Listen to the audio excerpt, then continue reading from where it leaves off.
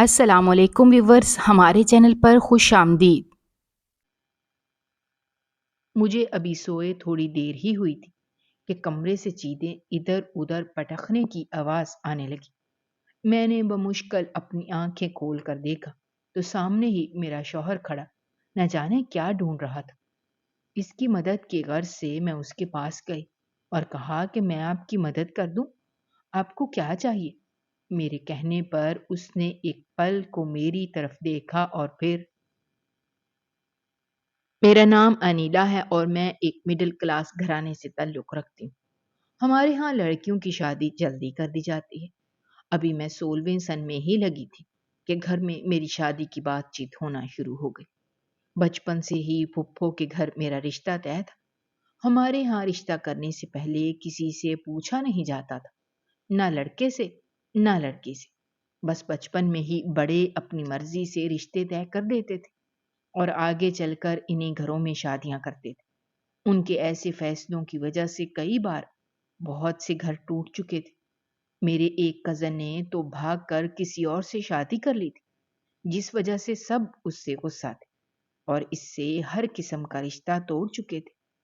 میں گھر والوں کا یہ رویہ بالکل بھی پسند نہیں کرتی تھی، لیکن خود میری منگنی بھی بچپن سے ہی طے کی ہوئی تھی اور میں اسے توڑنے کا سوچ بھی نہیں سکتی تھی، کیونکہ میں منگنی توڑنے کا مطلب اچھے سے جانتی تھی۔ اس لیے خاموش رہ کر اس رشتے کو قبول کرنے کے علاوہ میرے پاس کوئی بھی راستہ نہیں تھا۔ میری پھپھو کے 2 ہی بیٹے تھے۔ بڑے بیٹے کی شادی 2 سال پہلے ہی ہو چکی تھی اور وہ دوسرے شہر میں رہتا تھا۔ جس کزن سے میری شادی ہو رہی تھی وہ ایک نمبر کا آوارہ تھا اور اس کے بارے میں سب لوگ جانتے تھے۔ کئی بار وہ ہماری شادی سے انکار کر چکا تھا، لیکن پھپھو نے کہا کہ وہ بچہ ہے، بس ایسے ہی بولتا رہتا ہے، ہمیں آپ کی بیٹی ہر حال میں چاہیے۔ ہم نے بچپن سے رشتہ طے کیا اور ہمارے یہاں آپ کو پتہ ہی ہے کہ رشتے توڑے نہیں جاتے۔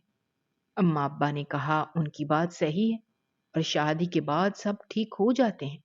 بس یہی کہہ کر شادی کے لیے ہاں کر دی۔ جب سے میری تاریخ پکی ہوئی تھی، عجیب سی ٹینشن تھی جو میرے سر پر سوار رہتی تھی۔ کچھ سمجھ میں تو آتا نہیں تھا کہ کیا کروں، اس لیے چپ چاپ سب کو تیاریاں کرتے ہوئے دیکھ رہی تھی۔ نہ جانے یہ کیسی عجیب سی پریشانی تھی جو جب سے شادی کی تاریخ طے ہوئی تھی مجھے لگ گئی تھی۔ اب میں اس پریشانی سے چھٹکارا حاصل نہیں کر پا رہی تھی۔ بظاہر تو سوچنے میں لڑکا آوارہ پن کے علاوہ کوئی برائی نہیں تھی، وہ نوکری وغیرہ بھی کرتا تھا، لیکن پھر بھی میرا دل کسی طرح سے مان نہیں رہا تھا۔ میں نے بہت بار سوچا کہ میں اماں ابا سے اس بارے میں بات کروں، لیکن ہمت نہیں کر پائی، کیونکہ انجام سے تو میں واقف تھی۔ میرا دل تو نہیں مانتا تھا، لیکن اماں مجھے زبردستی اپنے ساتھ شاپنگ کے لیے لے جاتی۔ شادی کی تیاریاں بہت ہی شاندار کی جا رہی تھیں۔ اماں نے بہت ہی زبردست فرنیچر تیار کروایا اور اسے پھپھو کے گھر بھجوا دیا، جہاں میرے کمرے میں اسے سیٹ کیا گیا۔ اب شادی کے لیے کپڑے وغیرہ اور زیورات کی خریداری کی جا رہی تھی۔ مجھے تو اس سب میں کوئی بھی دلچسپی محسوس نہیں ہو رہی تھی، حالانکہ شادی تقریباً ہر لڑکی کی زندگی کا سب سے خوبصورت خواب ہوتا ہے جسے وہ سالوں سے بنتی آتی ہے، اور اس دن کے لیے اس نے کئی خواب دیکھ رکھے ہوتے ہیں اور بہت سی باتیں بھی سوچی ہوتی ہیں، اور جب یہ دن قریب آتا ہے تو الگ سے ہی خوشی محسوس ہوتی ہے۔ لیکن میرے اندر جیسے سب کچھ ختم سا ہو گیا تھا اور کچھ بھی محسوس نہیں ہو رہا تھا۔ یوں لگ رہا تھا جیسے میری نہیں کسی اور کی شادی ہے۔ میں بمشکل ہی شاپنگ وغیرہ کر پا رہی تھی، کیونکہ میں نہیں چاہتی تھی کہ اماں پریشان ہوں۔ شادی کا دن آیا تو اماں نے مجھے تیار ہونے کے لیے پارلر جانے کو کہا۔ میرا دل تو نہیں کر رہا تھا، لیکن چلی گئی۔ سب تعریف کر رہے تھے کہ دلہن بن کر بہت اچھی لگ رہی ہو۔ رخصت ہو کر پھپھو کے گھر آئی۔ رخصتی کے وقت تو پھپھو نے بہت سے وعدے کیے، لیکن شادی کے دوسرے دن ہی یہ سارے وعدے دھرے کے دھرے رہ گئے۔ شادی کے دوسرے دن سے ہی میرے شوہر نے مجھ سے منہ پھیرنا شروع کر دیا۔ وہ مجھ سے ٹھیک سے بات بھی نہیں کرتا تھا۔ اس کے اس رویے سے مجھے بہت پریشانی ہو رہی تھی۔ پہلے شادی کو لے کر میں اچھا محسوس نہیں کر رہی تھی۔ میں نے اماں کو کال کی اور ان سے کہا کہ مجھے اس شادی میں کچھ ٹھیک نہیں لگ رہا، کہیں تو کوئی نہ کوئی گڑبڑ ہے۔ آپ نے سوچ سمجھ کر فیصلہ کیا تھا نا؟ اماں بولی، بیٹا تمہارا رشتہ بچپن سے طے تھا اور اب تمہاری شادی ہو گئی ہے، کیا ہو گیا، کوئی مسئلہ ہے؟ میں نے ان کے سوال کرنے پر انہیں اپنے شوہر کا رویہ بتا دیا تو وہ بولی، پریشان مت ہو، وہ تمہارا کزن ہے اور تم بچپن سے اسے جانتی ہو، کیا تم اس کے ایسے رویے کے بارے میں نہیں جانتی تھی؟ میں نے کہا، لیکن اب میں اس کی بیوی ہوں، کم از کم اسے ٹھیک طریقے سے مجھ سے بات تو کرنی چاہیے۔ ابھی ہماری شادی کو دن ہی کتنے ہوئے ہیں، لیکن وہ ہے کہ مجھے اگنور ہی کرتا رہتا ہے۔ اماں نے تسلی دی اور کہا کہ صبر کرو۔ میں نے بے دلی سے موبائل رکھ دیا۔ یوں لگ رہا تھا جیسے میری شادی کو کئی سال گزر گئے ہیں۔ کہیں سے لگ ہی نہیں رہا تھا کہ میں کل کی دلہن ہوں۔ اماں کے کہنے پر تو فی الحال میں خاموش ہو گئی اور اپنے شوہر سے کوئی شکوہ وغیرہ نہیں کیا۔ اگلے دن ہمارا ولیمہ تھا۔ ساس نے مجھ سے کہا کہ کیا تمہارے گھر والوں نے ولیمے کا جوڑا بیچ دیا ہے؟ ان کی بات سن کر میں نے حیرت سے ان کی طرف دیکھا اور کہا، میرے گھر والے کیوں بھیجیں گے ولیمے کا جوڑا؟ تو آپ لوگوں کو لینا چاہیے۔ لیکن میری ساس، جو میری پھپھو بھی تھی، حیرت سے میری طرف دیکھ رہی تھی اور پھر کہنے لگی، تم لوگوں نے ابھی تک ولیمے کا جوڑا کیوں نہیں لیا؟ ذرا فون لگاؤ اپنی ماں کو، یہ ہماری ذمہ داری نہیں ہے۔ ان کے ڈانٹنے پر میں نے فوراً سے اماں کو فون لگایا۔ حالانکہ آج سے پہلے تو پھپھو نے مجھے کبھی بھی ڈانٹا نہیں تھا اور اب یوں اچانک سے ان کا رویہ بدل گیا تھا۔ یہ سب لوگ تو مجھے پل پل حیرت میں ڈال رہے تھے، پہلے میرے شوہر اور اب میری ساس۔ نہ جانے چاہتے کیا تھے یہ لوگ مجھ سے۔ میں نے خاموشی سے پھپھو کے کہنے پر موبائل اٹھایا اور نمبر ڈائل کر کے پھپھو کے ہاتھ میں فون تھما دیا۔ انہوں نے مجھے گھورتے ہوئے کان سے فون لگایا اور تھوڑی دیر بعد اماں نے فون اٹھایا۔ وہ دونوں آپس میں باتیں کرنے لگی۔ وہ اماں سے کہہ رہی تھیں کہ کیسی ماں ہو تم، اپنی بیٹی کے ولیمے کا جوڑا بھی نہیں لیا۔ اب بتاؤ بھلا تمہاری بیٹی کیا پہنے گی؟ رات کو ولیمہ ہے اور اس کے پاس پہننے کے لیے کچھ نہیں۔ اماں بھی آگے سے حیران ہو رہی تھی کہ ولیمے کا جوڑا تو انہوں نے ہی لینا تھا اور شادی سے 2 دن پہلے ہی پھپھو نے خود کہا تھا کہ ولیمے کا اور شادی دونوں کا جوڑا ہماری طرف سے ہی ہوگا۔ اس لیے میں اور اماں ٹینشن فری تھے۔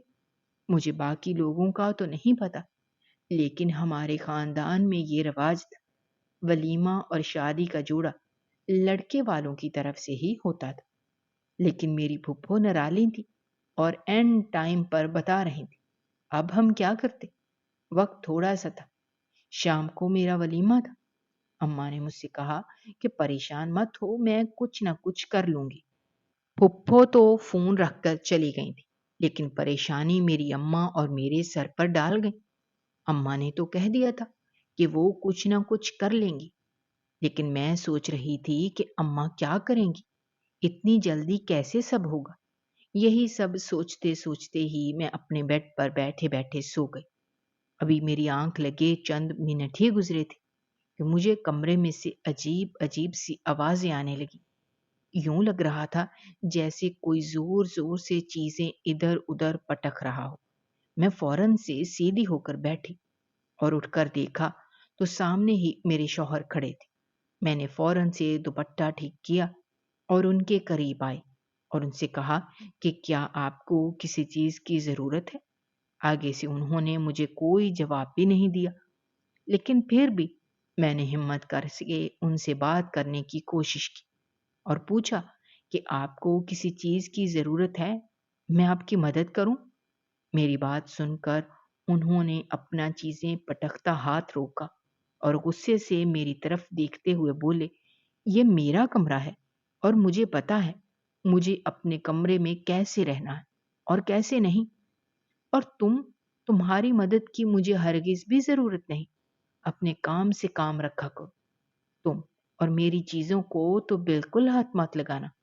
इतना कहकर वो वहाँ से चले गए। इतनी ज़्यादा बेइज़्ज़ती पर मेरा दिल किया ज़मीन फटे और मैं इसमें समा जाऊँ। मैं वहीं बैठकर रोने लग गई।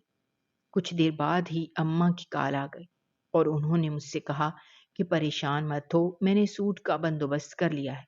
मैंने अम्मा से पूछा, किस तरह से? तो उन्होंने मुझे बताया कि मैंने एक दुकान से फ़िलहाल किराए पर लिया है।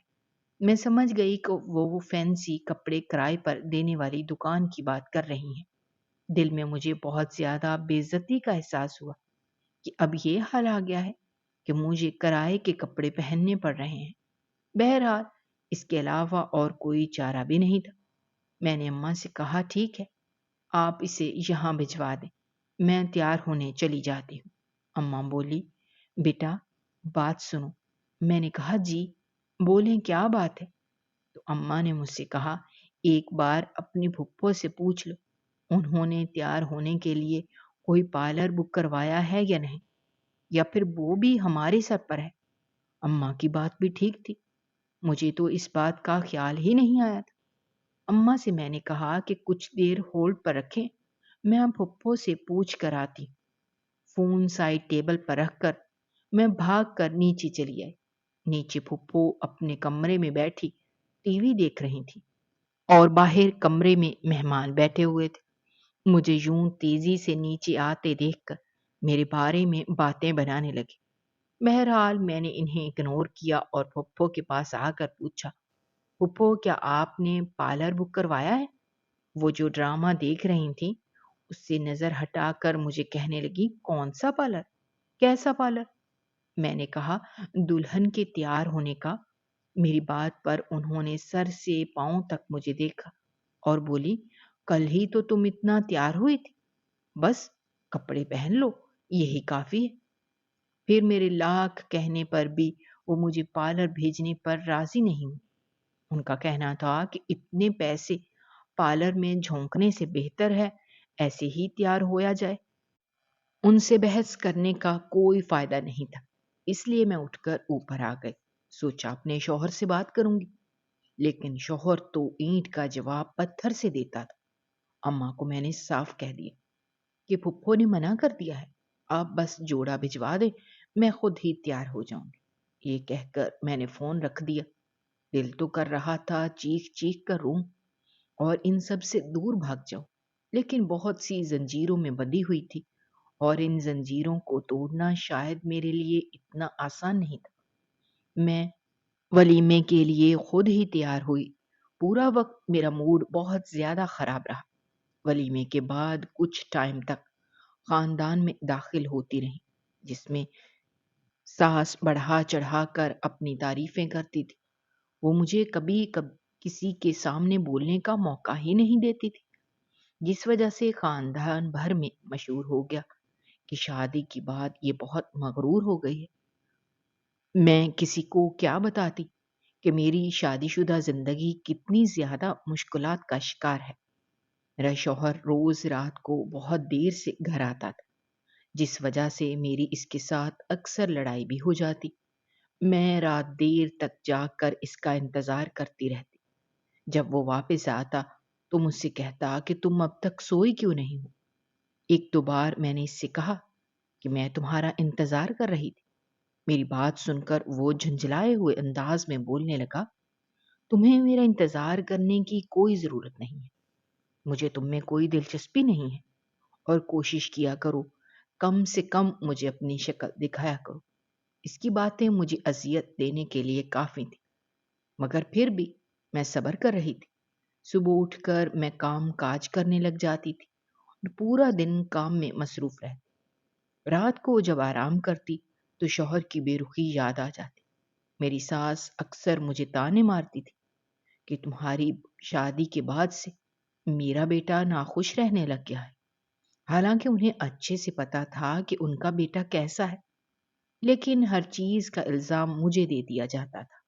घर के सारे काम करती थी, लेकिन इसके बावजूद सास के शिकवे ही खत्म नहीं होते थे। अक्सर कहती कि मैंने यही सोचकर अपने भाई की बेटी ली थी कि शादी के बाद वो मुझे और मेरे बेटे को खुश रखेगी, लेकिन ऐसा कुछ नहीं है। मैं देख रही हूँ कि तुम अपनी माँ की तरह बहुत ही ज्यादा जुबान दराज और कामचोर हो। मुझे बुरा लगता था जब वो मेरी अम्मा को बुरा कहती थी, मेरी सगी फुप्पो थी, लेकिन जब से हमारी शादी हुई थी तब से वो बदल गई थी। इससे पहले तो ऐसी नहीं थी। मैं पूरा दिन काम करती थी, लेकिन रात के वक्त जब मेरा शौहर वापस आता तो मेरी सास इसके सामने शिकायतें खोलकर बैठ जाती और झूठी शिकायतें लगाती कि तुम्हारी बीवी कोई काम नहीं करती, पूरा दिन बैठकर बिस्तर तोड़ती रहती है। अब मैं बूढ़ी हो गई हूँ, मुझसे इतना ज्यादा काम नहीं किया जाता। जब वो ये सब कह रही होती थी, इनके झूठ पर मेरा मुंह खुला का खुला रह जाता था, क्योंकि पूरा दिन वो अपनी जगह से हिलती ही नहीं थी। बस एक बार किचन में आकर मेरे बनाए खाने में चम्मच हिला देती थी और पूरा टाइम यही कहती थी कि मैंने खाना बनाया है। वो मेरी हर चीज में नुक्स निकालती और इनकी बातों का मेरे शौहर पर इतना ज्यादा असर था कि जब भी वो कोई झूठी शिकायत लगाती, मेरा शौहर आगे से मुझे मारने पीटने लग जाता और कहता कि तुम हमारे लिए मनहूस हो, मैं तो तुमसे शादी करना ही नहीं चाहता था, लेकिन माँ अब्बा के जबरदस्ती करने पर ये शादी कर ली। जब भी मोहल्ले की कोई औरत हमारे घर में आती थी तो मेरी फुप्पो इसके आगे मेरी बहुत सी बुराइयां करती। उन्होंने मोहल्ले में ये मशहूर कर रखा था कि मैं एक बहुत ही बुरी बहू हूँ जो अपनी सास पर बहुत जुल्म करती है और सारा काम अपनी सास से ही करवाती है। बात इतनी ज्यादा बढ़ गई थी कि मेरे घर तक पहुंचने लगी। अब तक मैं अपने घर वालों की वजह से खामोश थी। एक दिन अम्मा की कॉल आई और उन्होंने मुझसे कहा कि तुम घर के कामकाज नहीं करती हो। मैंने कहा अम्मा, ऐसी कोई बात नहीं, सारा दिन मैं ही काम करती हूँ। लेकिन अम्मा का कहना था कि तुम्हारी सास ने पूरे खानदान में ये मशहूर कर रखा है कि तुम पूरा दिन बिस्तर तोड़ती रहती हो और कुछ नहीं करती। तुम्हारा शौहर भी तुमसे खुश नहीं है। पूरा खानदान बातें बना रहा है कि हमने अपने बेटे की अच्छी तरबियत नहीं की। मैंने कहा वो सिर्फ मुझे बुरा बनाने के लिए कहती है, बल्कि आप लोगों के बारे में भी ऐसी बातें करती हैं और मेरे शौहर को मेरी झूठी शिकायतें लगाती हैं। और मेरा शौहर, इसे तो मेरी कोई परवाह ही नहीं है। पूरे दिन वो घर नहीं आता, जब आता है तो मेरे मुंह नहीं लगता। इसका कहना है कि इसे मुझ में कोई दिलचस्पी नहीं है और मेरी जबरदस्ती शादी हुई। अम्मा ने कहा, मैं तुम्हें एक बात बताऊंगी, लेकिन परेशान मत होना। मैंने कहा, जी बोले। और क्या चीज है परेशान होने वाली? तो उन्होंने कहा, इस दिन मैं बाजार गई थी तो तुम्हारे शौहर को देखा। वो किसी और औरत के साथ बैठा हुआ था, इसके हाथ में हाथ डाले हुए थे। ये बात सुनकर मैं शर्म से गड़ गई। मैंने अम्मा से कहा, मुझे इसके बारे में कोई इल्म नहीं है। अम्मा बोली, शौहर को अपने काबू में रखो। मैंने कहा, मैं कैसे रखूं जब वो मेरी तरफ देखता भी नहीं है? फिर अम्मा मुझे एक लंबा लेक्चर देने लगी। खानदान में कोई मानने को तैयार ही नहीं था कि उन्होंने मेरा रिश्ता गलत जगह पे किया है और आप सब मुझे ही इल्जाम दे रहे हैं कि मुझे अपने ससुराल में रहना नहीं आया। मैं इन सब चीजों से इतना थक गई थी कि तंग आकर मैंने अपने शौहर से इस बारे में साफ साफ बात की। मैंने उनसे कहा कि जब मैं आपकी बीवी इस घर में मौजूद हूँ तो आप दूसरी औरतों की तरफ क्यों जाते हैं? उन्होंने मेरी बात का कोई जवाब नहीं दिया। हमारे बीच बहस इतनी बढ़ गई कि हमारी चीखों की आवाजें बाहर जाने लगी। सास अंदर आई और बोली, तुम क्या हर वक्त लड़ती रहती हो? जब से इस घर में आई हो, मेरे बेटे और मेरा जीना हराम कर रखा है, और जब तुम अपने शौहर को तवज्जो नहीं दोगी तो वो बाहर ही जाएगा ना। उनकी इस बात पर मैं हैरत से उनकी तरफ देख कर रह गई थी। पहले तो सब लोग कहते थे शादी के बाद सब ठीक हो जाते हैं। अब मुझे समझ आ रहा था कि दूसरों को ठीक करने के लिए किसी इंसान की जिंदगी को दांव पर लगाना बिल्कुल भी ठीक फैसला नहीं होता। और मेरे घर वालों ने तो मेरे साथ यही किया था। अब मैं सबसे मुतनफ़्फ़र हो गई थी। मेरी ज़िंदगी में जो कुछ भी हो रहा था, इस बारे में अपने घरवालों को कुछ नहीं बताती। मैं जानती थी, सब मुझे ही लेक्चर देंगे और सब्र करने को कहेंगे, और मैं ऐसी चीज़ पर सब्र कर ही नहीं सकती थी, जो गलत हो। अब मेरी बर्दाश्त और मेरा डर सब खत्म हो गया था, और घर में जो भी मुझे गलत कहता या किसी बात पर ताने मारता, तो मैं भी आगे से बराबर का जवाब देती, चाहे वो मेरा शौहर होता था या मेरी सास। मुझे नहीं पता था कि मैं ठीक कर रही हूँ या गलत। उस वक्त मुझे यही सब सही लग रहा था। अभी मेरी शादी को कुछ ही महीने हुए थे, और मेरे शौहर के पीछे इतनी लड़ाइयाँ हो गई थी कि मैं खुद हैरान थी, क्योंकि इतनी लड़ाका तो मैं हरगिज नहीं थी। लेकिन जिंदगी से इतना तंग आ गई थी, और इस माहौल से, कि दिल चाहता था कि यहाँ से भाग जाऊं। अब मोहल्ले में जो भी हमारे घर आता, सास से बस यही सवाल जवाब करता कि तुम्हारी बहू कब उम्मीद से होगी। खानदान में भी हर कोई ये कहता, कब तक खुशखबरी मिलेगी। ये सब बातें सुनकर सास का तो मुंह ही उतर जाता था, और वो फिर से एक बार मेरी बुराइयों का पिटारा खोल कर बैठ जाती, और लोगों के जाने के बाद मुझे ताने मारती कि तुम मुझे और मेरे बेटे को बच्चे भी नहीं दे सकती, मुझे पोते चाहिए हैं। वो ऐसे डिमांड कर रही थी जैसे बच्चे किसी दुकान में रखे हुए हैं, और मैं लेकर आ जाऊंगी। एक दिन तो मुझे सख्त गुस्सा आया, और मैंने इनसे कहा कि अगर आपको पोते चाहिए हैं तो अपने बेटे से जाकर कहें, मुझसे नहीं। मेरे इस दो टोक जवाब पर वो गुस्से से मुझे देखने लगी, लेकिन मैंने कोई परवाह नहीं की और किचन में जाकर खाना बनाने लगी। अब तो मैं खाना भी बुरा बनाती। मैंने ये समझ लिया था कि मैं जितना भी दिल लगाकर यहाँ काम करूं, ये लोग मुझे कभी कबूल नहीं करेंगे। इसलिए मुझे क्या जरूरत है कि मैं इनके लिए अपने आप को थकाऊं। इसलिए जैसे भी मुझसे काम होता था, मैं उल्टा सीधा हाथ मार के कर देती और अपने कमरे में जाकर बंद हो जाती थी। अब तो मेरे शौहर के अफेयर्स की खबर मुझ तक भी पहुंचने लग गई, और वो इतना ज्यादा ढीठ हो चुका था कि खुल्लम खुल्ला ये सब करता था। खानदान के बहुत से लोगों ने इसे औरतों के साथ घूमते हुए देखा था, और घर में भी वो हर वक्त इन्हीं के साथ मोबाइल पर बातें करता रहता था। मुझे किसी चीज से कोई फर्क नहीं पड़ता था। कौन सा इसने मुझे कभी अपनी तवज्जो दी थी, जो मुझे इस सब से फर्क पड़ता। एक दिन अम्मा अब्बा हमारे घर आए, और पुप्पो से कहा कि कुछ दिन के लिए हम अपनी बेटी को घर लेकर जाना चाहते हैं। पुप्पो वैसे भी अब्बा के आगे ज्यादा नहीं बोलती थी। मैंने शुक्र किया कि चलो, इस जहन्नम से कुछ दिन के लिए तो मुझे आज़ादी मिली है। मैंने अपना सामान पैक किया और आ गई। आते हुए रस्मी तौर पर शौहर से इजाजत मांगी थी, और इसकी खुशी की कोई इंतहा ना रही थी, जैसे वो कब से इसी चीज का इंतजार कर रहा था। मैंने अपना सामान वगैरह समेटा और अम्मा अब्बा के साथ चलिए। घर पहुंचकर मुझे अलग ही खुशी महसूस हो रही थी। इतने दिन बाद मैं अपने कमरे में अकेले रहने वाली थी। माँ ने मुझे एक दो दिन यूं ही अकेले रहने दिया, और कोई सवाल नहीं किया। मैं बस खामोशी से पूरा दिन अपने कमरे में बंद रहती। वहीं पर अम्मा मुझे खाना वगैरह दे जाती। मैं चुपचाप मुझे देख रही थी। मैं बहुत परेशान थी, ये बात तो साफ नजर आ रही थी। जाहिर सी बात है, ऐसी जिंदगी से कौन खुश रह सकता है। हर इंसान को तवज्जो और मोहब्बत चाहिए होती है, जो कि मेरी जिंदगी में कहीं नहीं रही थी।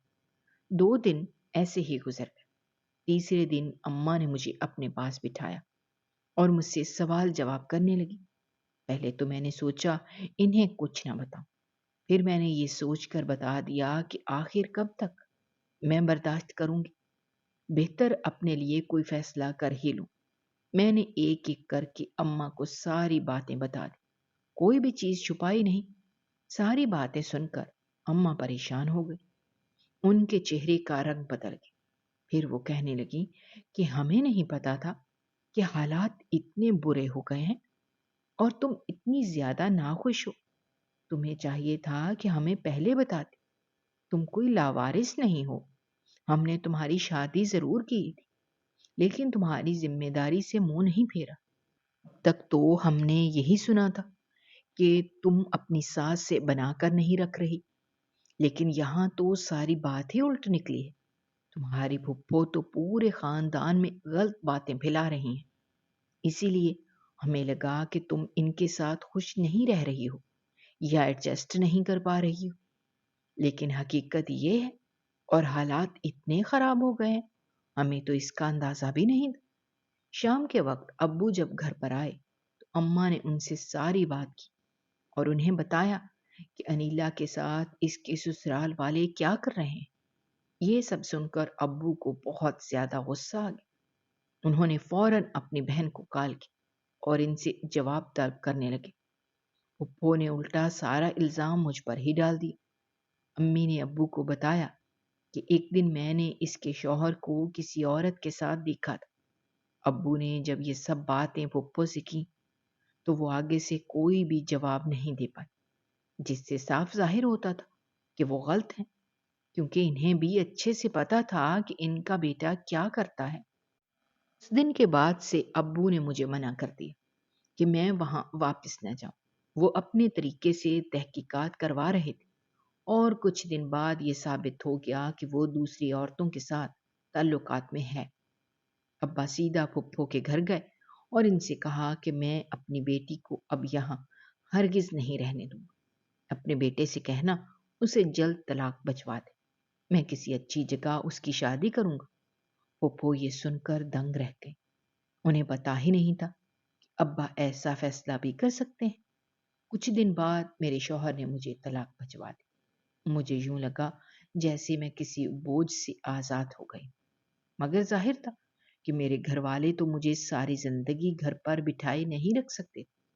इसलिए उन्होंने जल्दी दूसरी जगह मेरा रिश्ता तय कर दिया। जैसे ही मेरी इद्दत खत्म हुई, मेरी शादी कर दी थी। वो लड़का काफी नेक और परहेजगार था और एक मौलवी था। शादी के शुरू के दिन तो अच्छे गुजरे। पहले मुझे डर लग रहा था कि पहले मेरी शादी बहुत खराब रही है, दूसरी बार भी ऐसा ना हो। लेकिन शुरू के दिन बहुत अच्छे थे, इसलिए मैं पुरसकून हो गई। 2-3 महीनों बाद मेरे शौहर ने मुझ पर शक करना शुरू कर दिया। एक दिन उन्होंने मुझसे कहा कि तुमने अपने पहले शौहर से तलाक अपनी मर्जी से और जानबूझकर ली थी ना। मैं उनकी बात सुनकर दंग रह गई।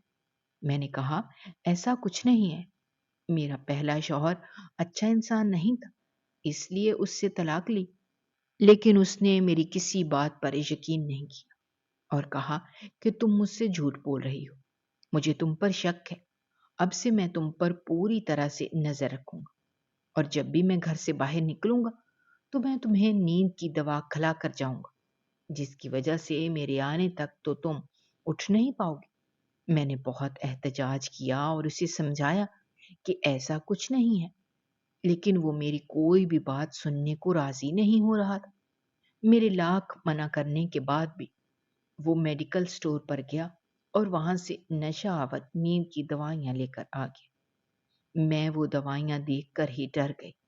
न जाने मेरी जिंदगी में इतनी परेशानियां क्यों लिखी हुई थी और इतनी आजमाइशें क्यों थी।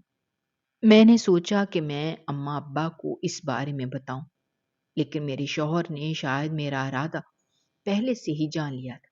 इसने मेरा मोबाइल लेकर छुपा दिया और कहा कि आज के बाद तुम अपने घर वालों से मेरी इजाजत के बिना राब्ता नहीं करोगे और जो मैं कहूंगा तुम्हें वही करना होगा।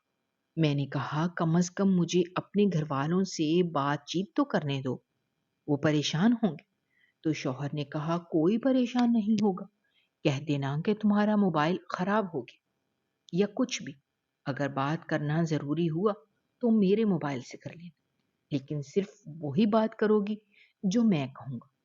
यूं लग रहा था कि एक कैद से निकलकर दूसरी कैद में आ गई। शौहर मारता वगैरह तो नहीं था, लेकिन किसी तरह से मुझ पर एतबार करने को तैयार नहीं था। मगर आपका साथी जब आप पर एतबार ना करे तो आपकी जिंदगी वाकई में जहन्नुम बनकर रह जाती है। مجھے اب یہ سب چیزیں سمجھ میں آ رہی تھی۔ مجھے میرے ماں باپ نے بہت ہی لاڈ پیار سے پالا تھا، اور اب یہ سب چیزیں تو مجھ سے برداشت نہیں ہو رہی تھی۔ میں سوچ رہی تھی کہ اس سب کا کیا حل نکالوں، لیکن کوئی راستہ نہیں سمجھ آ رہا تھا۔ رات کا کھانا وغیرہ کھا کر میں نے برتن سمیٹے تو شوہر میرے پاس آیا اور مجھ سے کہا، یہ لو دوائی کھاؤ۔ اس کے ہاتھ میں گولیاں تھیں۔ میں نے اسے بہت منع کیا، لیکن اس نے زبردستی میرے منہ میں گولیاں گھسا دی اور پانی پلا دی۔ تھوڑی دیر میں گہری نیند میں چلی گئی۔ مجھے نہیں پتا کہ پوری رات کیا ہوا کیا نہیں۔ اگلی صبح شوہر نے مجھے کوئی دوا دی جس سے میری نیند کھل گئی۔ اب بھی میں جیسے نیند کے نشے میں تھی۔ اس نے مجھے کہا، اٹھو ناشتہ وغیرہ بنا دو۔ میں نے منہ ہاتھ دھویا اور بمشکل ہی صحیح چولہے کے آگے کھڑے ہو کر ناشتہ بنانے لگی۔ بار بار مجھے نیند کے جھونکے آ رہے تھے، جس وجہ سے 2 بار میرا ہاتھ بھی جل گیا۔ میں نے شوہر کے آگے ناشتہ رکھا اور واپس جا کر سو گئی۔ جانے سے پہلے شوہر نے مجھے اٹھایا اور کہا کہ میں کام پر جا رہا ہوں، میرے آنے تک دوپہر کا کھانا تیار کر لینا، اور خبردار جو تم یہاں سے باہر نکلی، میں کچھ دیر میں واپس آ جاؤں گا، دوبارہ سے دوائی دے کر تمہیں سلا دوں گا۔ مجھے سمجھ نہیں آیا کہ وہ دوبارہ سے ایسا کیوں کر رہا ہے۔ بہرحال میں نے گھر کی صفائی وغیرہ کی اور کھانا تیار کیا۔ دوپہر کے وقت شوہر واپس آ گیا۔ واپس آ کر اس نے مجھ سے کہا کہ کھانا لگاؤ۔ میں نے کھانا لگایا، ہم نے کھانا وغیرہ کھایا۔ اس کے بعد اس نے مجھے دوبارہ سے وہی دوائیاں کھلانا شروع کر دی اور کہا کہ میں دوبارہ گھر سے باہر جا رہا ہوں۔ جب تک میں واپس آ کر تمہیں اٹھاؤں گا نہیں، تب تک تم نیند میں ہی رہو گی۔ یہ دوائیاں بہت زیادہ سٹرونگ ہیں، اتنی جلدی تو میں اٹھ نہیں سکتی۔ اور ایسا ہی ہوا۔ کچھ ہی دیر میں مجھے نیند آ گئی۔ جیسے اس نے دوائی کھلائی، میں نیند کی وادیوں میں کھو گئی۔ مجھے اتنی گہری نیند آ رہی تھی کہ مجھے کچھ سمجھ نہیں آ رہی تھی کہ میرے آس پاس کیا ہو رہا ہے کیا نہیں۔ شام کو کہیں جا کر شوہر واپس آیا اور اس نے مجھے دوا دے کر اٹھایا۔ میں نے اس سے پوچھا کہ آپ مجھے سلا کر کہاں جاتے ہیں، مگر اس نے میری بات کا کوئی جواب نہیں دیا اور کہا، اپنے کام سے کام رکھنا سیکھو۔ ایک دن میں اس سب سے تھک گئی اور میں نے وہ دوائیاں بدل دی۔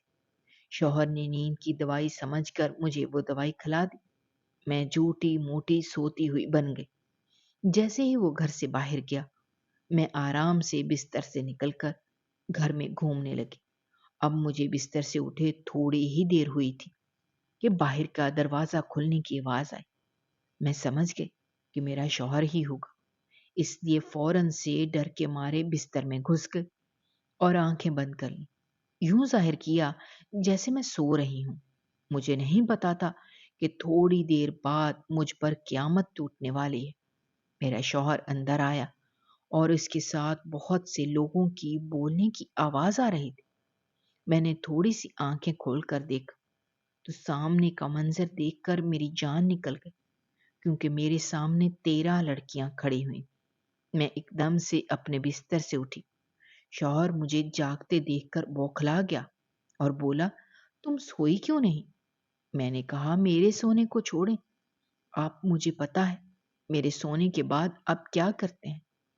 اس کے ساتھ موجود لڑکیوں میں سے ایک نے کہا، یہ کون ہے؟ میں نے کہا، میں بتاؤں، میں اس کی بیوی ہوں۔